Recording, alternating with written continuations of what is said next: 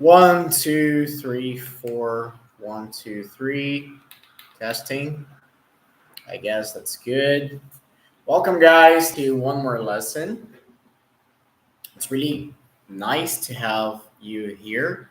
Um, first of all, be sure to hit the like button, subscribe if you are here following my videos, and if you're seeking to improve your English communication skills, both um, speaking and listening. All right. So if you're here, first of all, download the material we're going to use. I'm going to share my screen here as usual with you, but you can download the material right down here on the description, in the video's description. There's a link in which you can download the PDF for tonight's material, okay, for tonight's exercise. Well, let's get started. In today's exercise, in today's lesson, I'm going to show you some important minimal pairs. Okay, so that's part of material. That's part of my material I've been developing in order to help you guys improve pronunciation. When it comes to pronunciation, there's a lot of sounds that we Brazilian speakers are not so familiar with in terms of English. English, just like many other different foreign languages, have a very specific set of sounds. Some sounds are very similar to Portuguese, just like like P and B. They're the same. But some other sounds are not, they don't exist in Portuguese. So when it comes to learn English, we kind of have difficulties in telling which is which and who is who.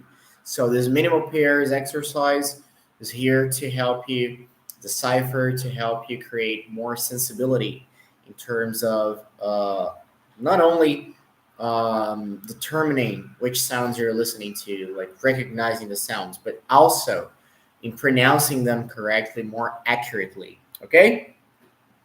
Remember, there's no problem in having some accent, because English language is a global language, and nowadays it's impossible in a globalized world, in a connected world, it's impossible to talk about a standard English.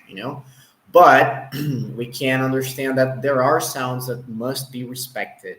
Despite your accent, these sounds must be respected because they can change not only the meaning of the message, but the meaning of the word and the meaning of the message. It can change the final message.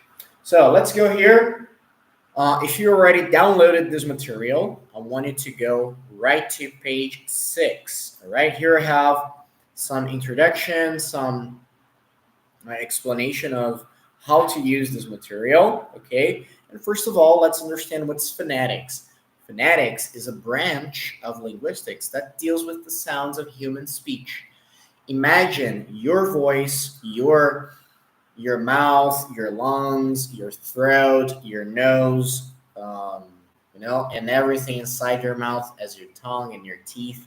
All of it composes one huge instrument. And that's the instrument we're going to use to convey our thoughts, to transmit and share our thoughts, our feelings, our ideas, our perspectives through sound. Okay? So the linguistics, yes, has phonetics, and phonetics studies these specific sounds. So here, there are some symbols, and I strongly advise you to be familiar with the symbols. Why, Bruno? Because whenever you open a dictionary, these symbols are going to be there in the dictionary. You're going to see the word, and under the word, you're going to have the graphic representation of how this word should be pronounced. If you open Google Translate right now, you're going to see these words. Let's see. Let's open an example here, like the word, I don't know, measure. And I put here pronunciation on YouTube. Sorry, on Google. I'm going to share here my screen with you. Just a second.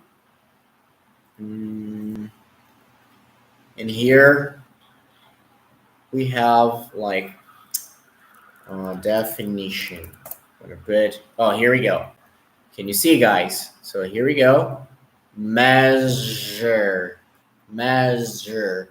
So here we have the graphic representation of how I pronounce this word. Can you see?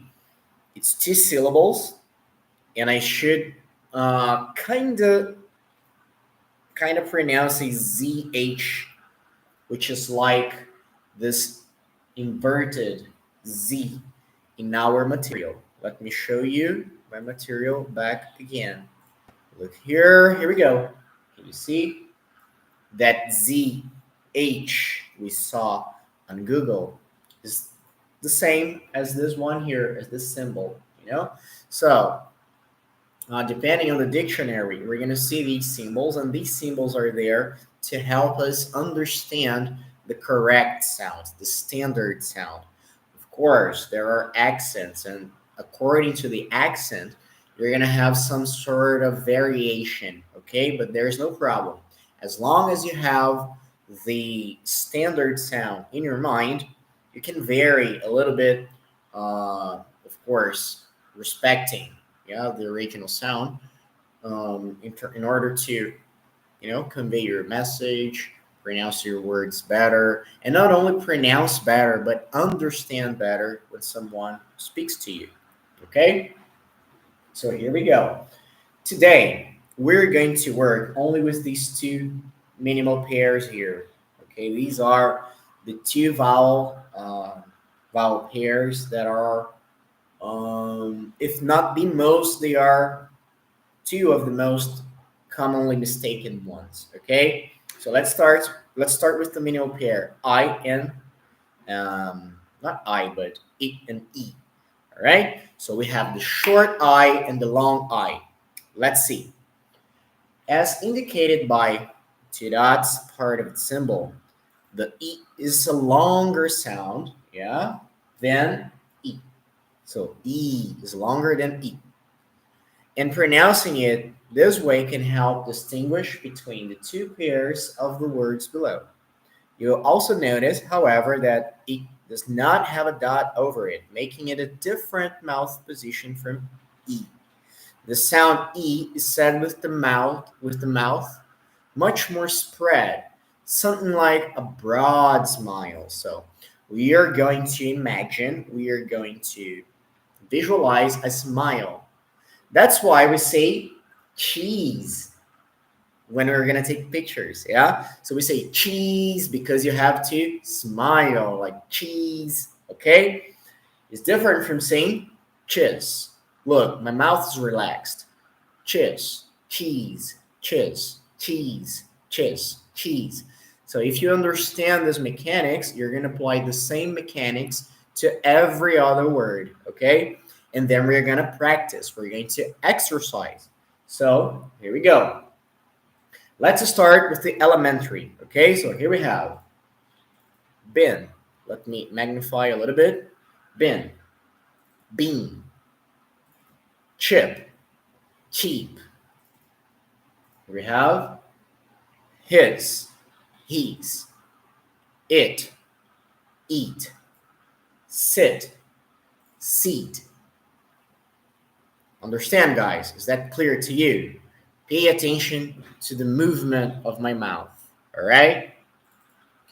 Did, deed. Then I go. Fill, feel. Fit, feet. Grin, green. Hit, heat. Is, ease. Mit, oops, shoot. Mit, meet. Slip, sleep. Still, steal. All right? Very good. Let's go on. Here are the ones people get the most confused. Okay? Here we go. Bit, beat, bitch, beach, itch, each, gin, gin, gene, grid, greed, hit, heed, hill, heel, ill, eel, kip, keep, neat, neat, lick, leak, lip, leap, mill, meal, pick, peak, piss, peace, pitch, peach, reason, reason, shit, sheet, sick, seek. Okay, guys, I'm not continuing the others. Okay, the others I'm leaving to you is basically the same thing. You're only going to change one sound. That's why we call it minimal pairs. It's minimal pair because I only change in the structure of the word one sound. And when I change one sound, I change the meaning of the word.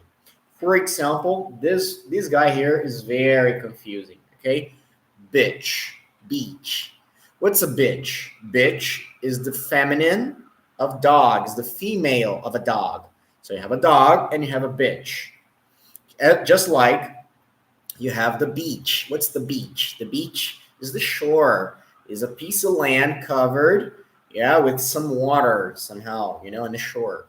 So it's a piece of land that touches the sea, if you can define like that. So bitch, look at my mouth, relaxed, bitch, bitch, bitch. Now, beach, beach, beach. Get the difference. So I'll apply the same logic to every other word. All right. So you're going to continue practicing these words. All right. So you go here. For example, in the upper intermediate, bid, bead, bitch, beach, biz, bees, chick, cheek, chit, cheat, dip, deep. In the next, same thing. Fist, feast, e, e, e, e, e, e. Just like that. Fizz, keys, hip, heat, and so on, so forth. All right, guys. And let's see here on advanced, yeah, I have like a blip and a bleep, riches, breeches, crick, creek, din, dean, and so on. All right, go on, keep on practicing. If you have difficulties or questions, contrivy these words on Google Translator or on the dictionary, because the Cambridge Dictionary is going to give you the correct pronunciation with the phonetic symbols. Okay?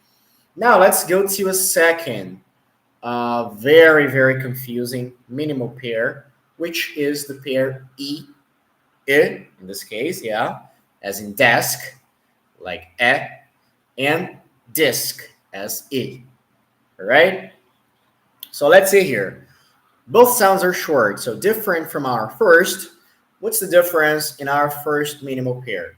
The first minimal pair, the difference is clear. I have a long sound and a short sound. Here, both sounds are short.